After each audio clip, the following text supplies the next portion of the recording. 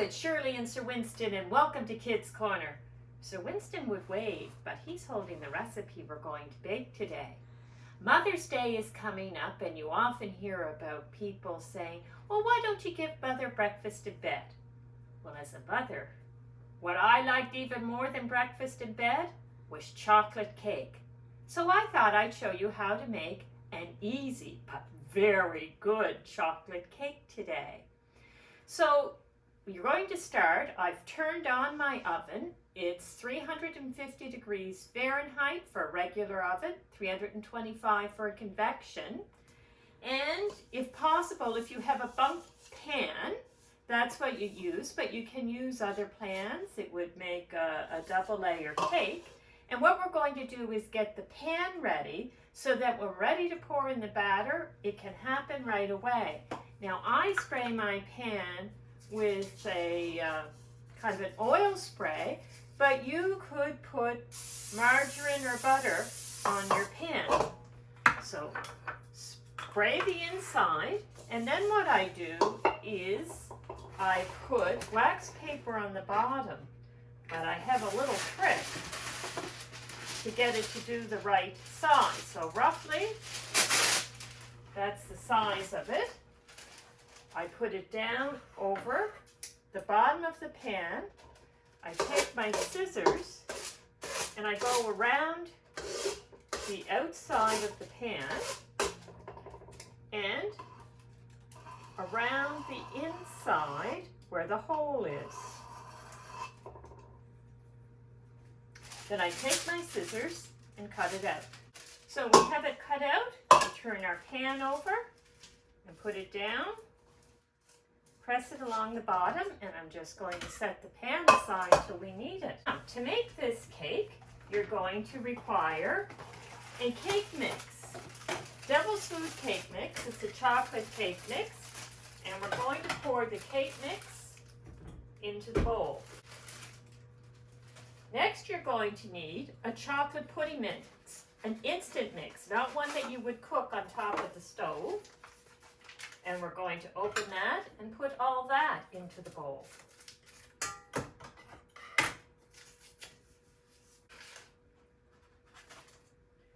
Next on our list is 1 cup either of sour cream or yogurt, and I'm using French or vanilla yogurt. And we put that into the bowl. And then we have 1/2 cup of vegetable oil, 1/2 cup of warm water, and 4 eggs, slightly beaten.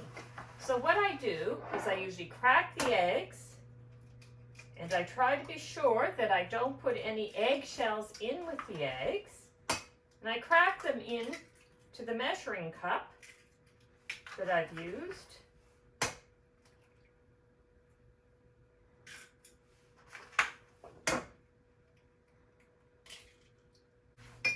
And use the tins of the fork to break the yolks, to mix up the eggs a little, and then pour that into the bowl.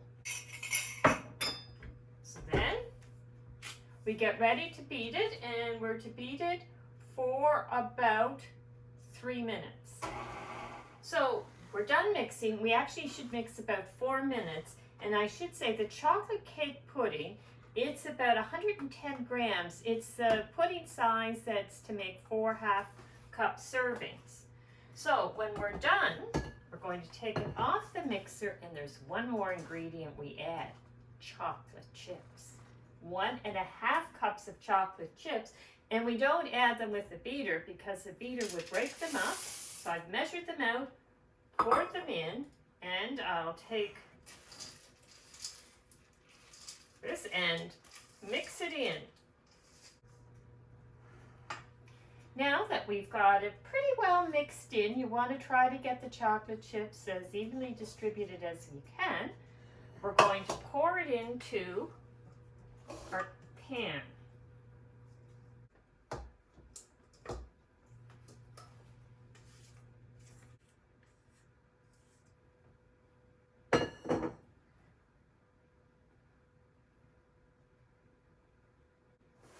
So we've tried to get as much as we can out of the bowl into the cake pan, and I'm just going to take my spatula and try to even it out so that our cake is not lopsided. Now I've already put on the oven so it's preheated. So our next step after I clean off my fingers is to put it in the oven. We're just about ready to put it in the oven. It's going to bake for about an hour. How you'll know it's done, it'll bounce back if you touch it with your finger when you pull it out, and it'll start to pull away from the sides. Or you can stick a toothpick in it, but if you hit a chocolate chip, it's going to come out looking like it hasn't baked. So it'll go for about an hour. Well, I've just pulled it out of the oven and it really smells good. It started to pull away from the edge, and when I touch it lightly, it bounces back. So I'd say it's done.